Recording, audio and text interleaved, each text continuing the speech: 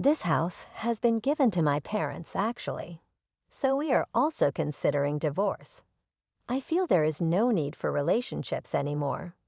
James was staring at me and gave me a sheer order to get out of the house. The insults at me didn't stop from his mouth. His parents appeared to condone his happiness by what they did not say, for neither offered any comment on their son. But their words did not make me falter at all. I meekly nodded, quietly consenting to vacate the gutted home. Inside me, there was a well-thought-out plan. With the luggage I had prepared beforehand, I left the house without hesitation. They still hadn't realized the gravity of the situation that awaited them. My name is Emily. I just turned 50. A long time has passed since our marriage. Our children have become independent and live away from us. I used to lead an ordinary salaried worker's life, but now, through a friend's introduction, I spend fulfilling days as a teacher of handmade accessories, which was my hobby. This new job has become a turning point in my life. Through interactions with my students, sharing the joy of crafting, every day has become fulfilling. Some people might have negative opinions about turning a hobby into a livelihood, but I am very satisfied. James and I met by chance at the company where I used to work. He was employed at a client company at that time, and we started to meet often through work-related social gatherings. Gradually, as we got to know each other, the distance between us shortened naturally. We deepened our relationship and eventually chose to marry as a result of our love. After spending 3 years of marriage, a healthy and energetic boy blessed our family. Utilizing his intelligence, he graduated from a well-known university in our country. Afterwards, he got a job in a top-tier company in the industry, and now he is living happily with his beautiful wife. As parents, being able to see our son's happy life is our greatest joy. However, contrary to our son's prosperous life, the relationship between us as a couple became harder to feel happy about. A number of years swiftly passed since our marriage. Around the time our son took his first step into society, James started showing changes in his behavior. The once gentle and considerate James was nowhere to be found. "Emily, hurry up and prepare dinner." Gradually, he began to see me as nothing more than a housemaid, always demanding things in an authoritative tone. What troubled me the most was his daily changing demands and preferences. "The tomato soup is too strong," he complained. So I made it light-flavored the next day. "Now it lacks flavor," he shouted. One time, intentionally, I served the miso soup with the same taste for several days, yet he continued to whine that it was too strong or too light based on his mood. I realized that he wasn't concerned about the taste. He just wanted to complain and trouble me. Such childish behavior only left me dumbfounded. Lately, James has been getting easily angered, blaming me over trivial things, and the instances of verbal abuse have been increasing.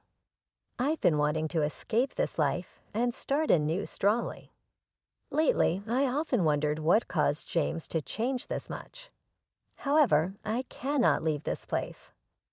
I have a mortgage that hasn't been paid off yet, tying me down. Despite this, James suddenly quit his job without giving a clear reason and now lazes around the house all day. Naturally, he hardly lifts a finger to help with the daily chores and housework. When I come home from work feeling the fatigue of the day, it's usual to find alcohol snack packaging and trash scattered all over the floor. Amidst all this, I manage to maintain the household with the salary I bring home. Actually, the house we live in was recently rebuilt, and I funded it all. Managing the finances of the household, I saved bit by bit for the house's reconstruction. This house is what I worked hard to build. Therefore, I didn't want it to fall into James' hands if I left. Of course, there's the mortgage issue, but this house also embodies my wishes and aspirations. It's a house I had built with detailed instructions, choosing every aspect of it. Among those, I take pride in the spacious kitchen area. It's very easy to move around while cooking, making the cooking experience enjoyable. Initially, James had quite a bit of input on the house's design and layout. I'm covering all the costs for building this house, so I want my wishes to be respected, I told him. After hearing that, James stopped giving his opinions. Over several months, we faced various challenges and unexpected issues, but eventually, the house we desired was completed. Though it was tough to achieve everything within budget, not all of my desired features and details could be incorporated. This house still fulfilled our dream. I felt a deep sense of joy about this reality. However, the cost of construction greatly exceeded our initial estimates, leading us to take on a much larger loan than expected. Taking on such a substantial loan in our 50s was something we hadn't imagined. But thinking about the happiness of our new home gave us the energy to overcome this burden. On the other hand, James seemed a bit sulky because his opinions and wishes were not well reflected in the house design. This isn't necessary, Nier. It's like throwing money down the drain. While I kept ignoring his complaints and grumbles, he gradually stopped talking to me. Instead, he began scattering trash around the house and leaving things disorganized to irritate me. His childish behaviors started to become noticeable. Such actions probably came from his discontent. I wondered when this life would end. I spent every day pondering such thoughts. A few months had passed since we moved into the new house when suddenly, one day, the doorbell rang. We weren't expecting any visitors that day, so I had no idea who it might be. As I was preparing to go to the front door, James got up and headed there before me. Maybe he knew who was coming. After a while, cheerful voices and laughter leaked from the entrance. The moment the door to the living room slowly opened, I saw the faces of the visitors. What could it be? My father-in-law and mother-in-law. Yes, the unexpected visitors were my in-laws, Harold and Alice. To be honest, I always felt pressured in my relationship with them. When we first announced our marriage, they treated me coldly as a woman of lower social status and criticized me quite harshly. Even on our wedding day, they assessed me with an awkward attitude. Their interference continued even after the marriage, and I always wondered how to interact with them each time. I had thought there had been some change or settling down as we hadn't been in touch for a while, but their sudden visit like this surprised me. It's been a long time. I greeted them politely, with slight tension, but they passed by me without a word. It seemed like they intentionally ignored my presence, bumping into my shoulder as they passed. What do you think? Amazing house, isn't it? You should take a look around room by room, James said. It's indeed a wonderful home. I'm envious that you can live in such a place. The kitchen is especially spacious and looks easy to use, said Harold. Yeah, impressive. You've got yourself a good house. Afterward, James passionately showed his in-laws around the house. When they returned, the expressions on the in-laws' faces seemed to be clearly satisfied. However, on the other hand, James' expression was stern, and he suddenly raised his voice in anger towards me. What are you doing? Hurry up and prepare some tea and snacks. My parents are waiting. Overwhelmed by his words, I hurriedly prepared tea and served the snacks I bought the other day. In front of James's parents, I couldn't prepare anything special for their unexpected visit, but I offered the best of what I had. Yet the in-laws looked dissatisfied with the snacks I gave them, and Harold commented with a tilt of his head. Is this the best hospitality you could provide, given that we were coming? He asked coldly, adding on, just as I expected. Although I thought it might be different this time, despite complaining, they quickly finished the snacks and tea. Harold, looking around the interior of the house, commented appreciatively. "This is quite a nice house. It seems like a nice place to live," he said with a broad smile. James said to them, "Dad, Mom, you're always welcome here. If you want, let's live together here." They, almost ignoring me, listened to James's words and left. Watching their retreating figures, I felt a large gap between James and me. Seeing James chatting and laughing joyfully with them was something I hadn't witnessed in a long time. Afterward, responding to James's invitation, the in-laws began visiting our house more frequently. Initially, it was a few times a month, but gradually it became several times a week, and eventually almost daily.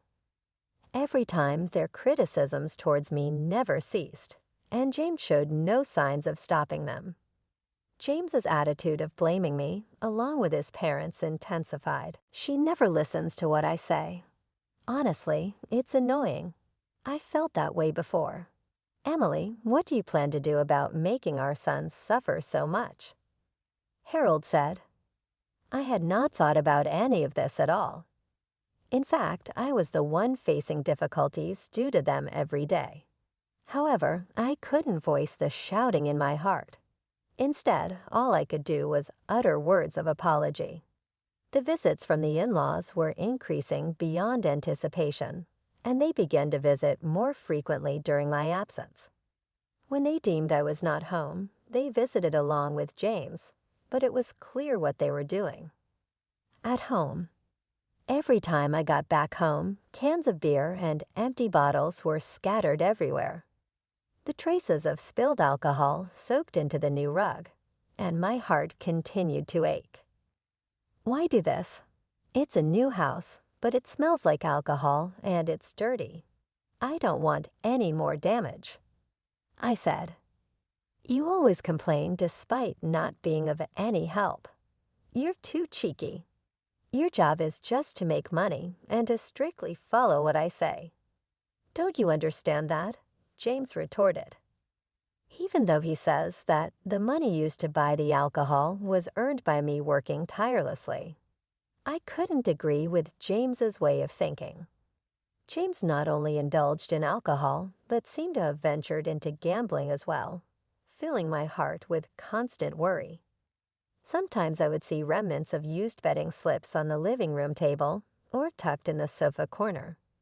Every time I tried explaining to James the risks of gambling and its impact on our finances, we were already in a tough economic situation, and the losses from gambling were a big blow to us.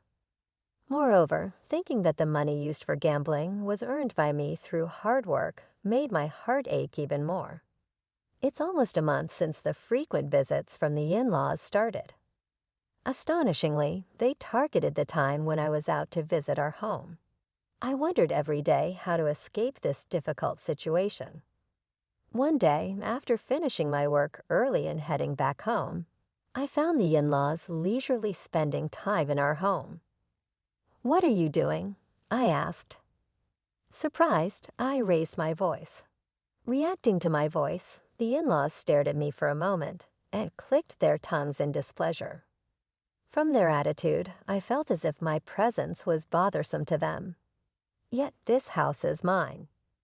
There's no reason for them to intrude like this. On top of the complex interactions with James, the frequent interference from the in-laws increased my stress day by day.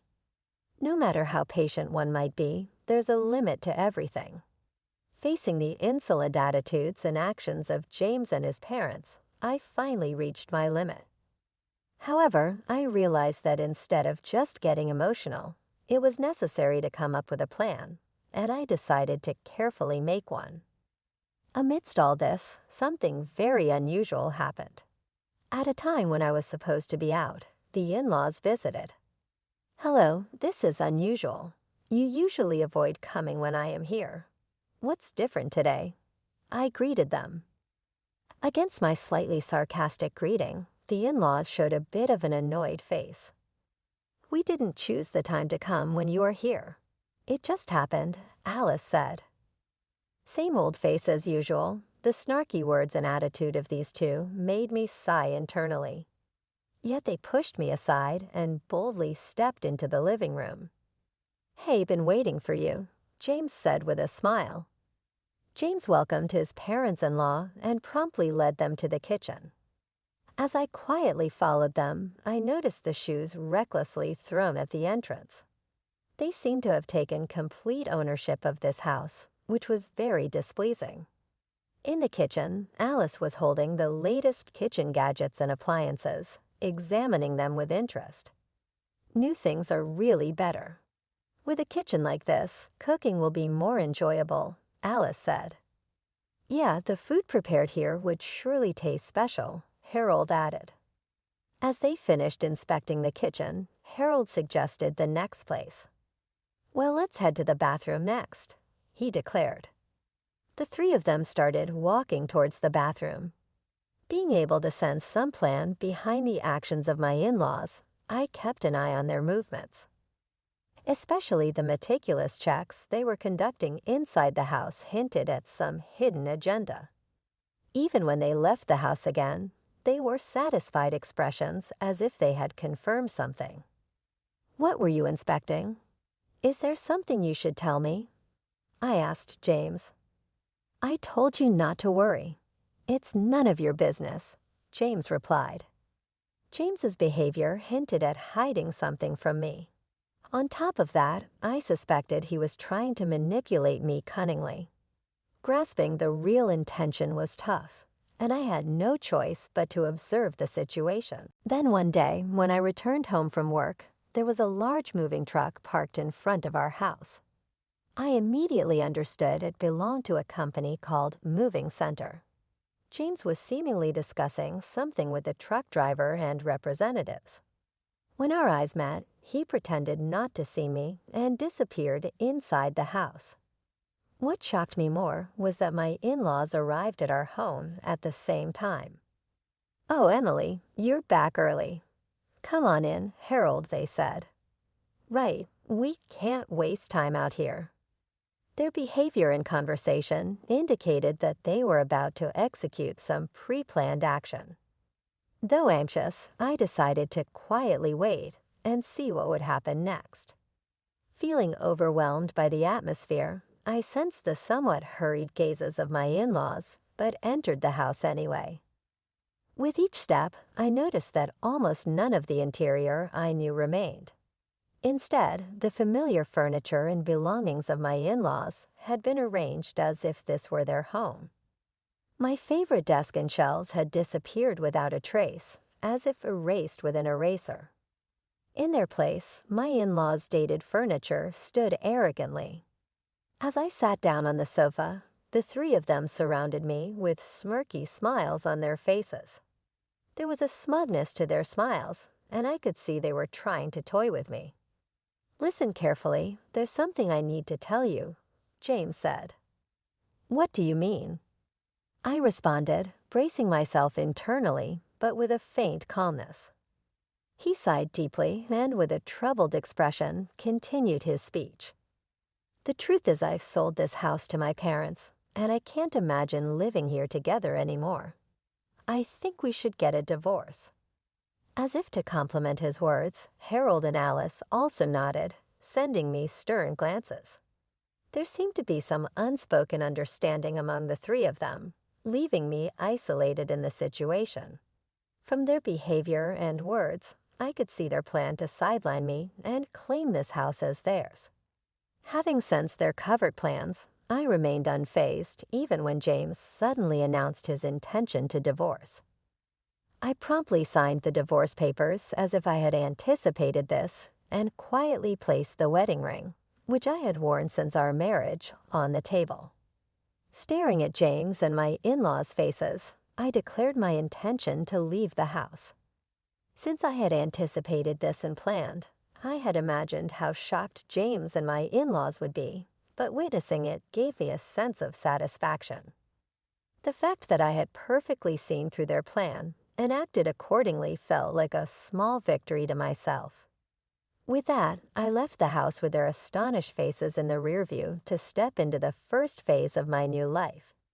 I had been having suspicions about the unnatural behaviors of James and my in-laws, especially since my in-laws started visiting frequently when I wasn't home. I felt that they might be secretly planning something.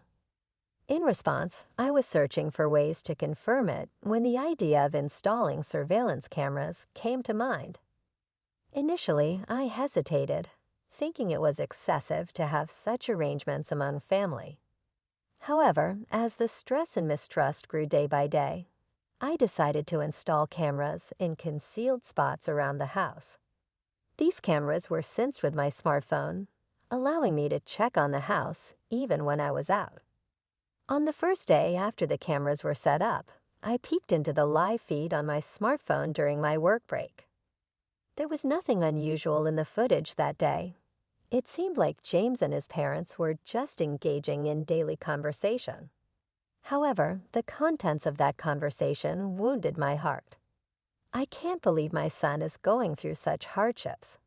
She really lacks a sense of gratitude. It's awful how she's making James suffer so much, one of them said. In their conversation, I felt sorrow and anger at the fact that they completely ignored the truth that I was the one supporting our family financially. Since the day I installed the cameras, this thought often crossed my mind. If I were to leave this house, how would James and his parents sustain their living? With such thoughts, I stumbled upon footage one day where James and his parents seemed to be discussing something joyfully. Curious about their conversation, I checked the audio more closely. What was revealed was more shocking than I had anticipated. James was seriously considering selling the house to his parents. Initially, I thought it was just a joke or a whimsical remark, but subsequent footage showed that the discussion about selling the house continued for several days. His parents seemed very interested, passionately discussing the arrangement of new furniture, and especially about making the house barrier-free, which is essential for their age group. After reviewing this footage, I decided to think about the next steps. First, I began searching for a new residence for myself and decided to move forward according to James and his family's actions and plans. Based on the information obtained from the surveillance cameras, I also initiated the process of transferring the home loan from my name to James's. If they were planning to oust me from this home, I thought they should take over the mortgage payments and the associated responsibilities. The monthly mortgage payment of $1,900 was being paid out of the salary I earned from working hard every day. I doubted that James and his parents could afford to pay this amount every month, so I made up my mind. No matter how hard it gets for them, I decided not to provide any financial assistance. Freed from the troublesome relationship with James and his family, I moved to my new home. It was well arranged with new furniture, ready for me to start my new life as soon as I arrived. After a long day, I sank into bed, feeling a pleasant fatigue. The next day was a day off, and I was genuinely relieved at the thought of being able to rest thoroughly. When I woke up, it was already bright outside, and upon checking the time, I realized it was already past noon. This might have been the first time I slept in so long since getting married to James. Just as I was about to doze off again under the quilt, the doorbell rang abruptly. With doubt, I headed towards the entrance, and upon opening the door, unexpectedly, James and his in-laws appeared before me. "Huh, why are you all here?" I asked, puzzled. Although I hadn't told them about acquiring this new residence, I wondered how they knew the location. Without answering my question, the three of them intruded into my house and suddenly spread a document in front of me. "What is this?" James demanded. "You've changed the name on the house loan without permission. Why are you so surprised?" "I no longer live in that house, and we're not family anymore," I replied. "Even so, this is so sudden," James retorted. "It seems that right after I left the house, they received documents regarding the change in the loan name. James and his parents were evidently shocked by the contents. We're currently unemployed. How are we supposed to pay such a high monthly loan? Besides, it's unthinkable to cover this amount with our meager pensions. James's parents expressed these excuse-like words towards me while James nodded in agreement. Indeed, it was a fact that we had overspent due to our somewhat luxurious idea when building the house, but who had been spending their days doing nothing, living carefree without any knowledge. Were they trying to forcibly take over the house under my name? If they had thoroughly understood the details of the loan, they wouldn't have acted like this. As I remained silent, James, with an angry expression, crumpled up the documents. Don't forget, we won't pay this amount. Absolutely not. Furious, he threw the documents on the floor. See, this issue isn't just about monthly payments. If you default, interest and late fees will be added to the amount, and the final payment can end up being much higher than the initial amount, I explained. What is that? How do loans work? James asked, confused. Well, many people set up proper repayment plans to avoid defaulting, so you may not realize it in daily life. But in reality, the risks of defaulting are significant. Just because of that, it's unbelievable to think the amount would increase so easily. If you're doubtful, you might want to look it up on the internet or bank information. It'll be easier for you to understand. Initially, James seemed skeptical, but he took out his smartphone and began searching for related information. A few seconds later, his expression turned into one of shock and distress. Alice peeked over James's shoulder at the smartphone screen, appearing equally astonished. If this amount is true, what should we do? She asked.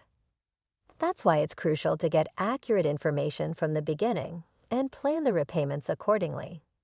This issue is more serious than you anticipated. The faces of James and his in-laws turned even paler.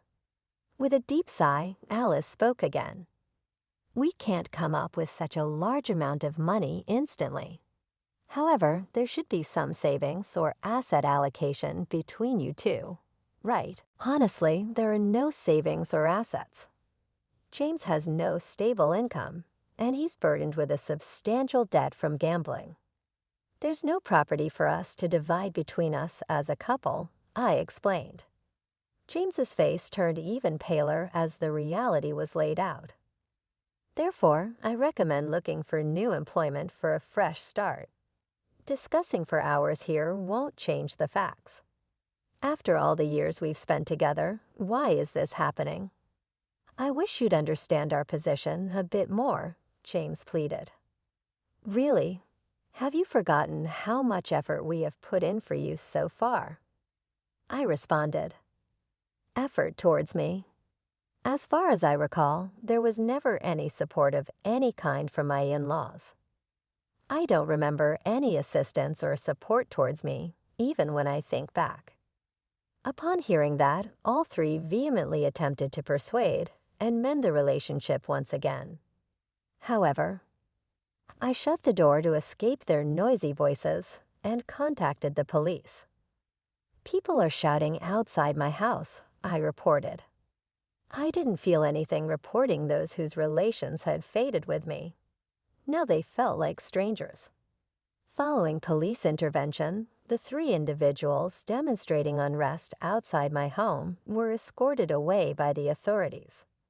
Later on, due to their financial circumstances, it was concluded that they couldn't afford the house mortgage, so they opted to relocate to a reasonably priced apartment on the outskirts of the town to make ends meet. James, Harold, and Alice attended numerous job interviews. Although successful outcomes were rare, somehow James managed to secure a part-time job and was rumored among the locals to be supporting his family with that income. My daily life remained unchanged, and I dedicated myself to my job. During my free time, I began writing a blog related to handmade crafts. Surprisingly, this blog garnered a lot of attention, and my monthly income increased to more than double the previous amount. Moreover, requests for me to serve as an instructor for workshops and courses related to handmade crafts have been increasing. Currently, I have no thoughts of remarrying and plan to firmly walk through life on my own from now on. One day, I found an old household account book among some old documents. It was from the early days of my marriage to James, during a financially hard time when we meticulously recorded our expenditures. This brings back memories. We documented every little expense. As I looked through the account book, I reminisced about those challenging days, but that's all in the past now. With a sense of resolve, I decided to build new happiness on my own. And once again, I placed the account book back on the shelf.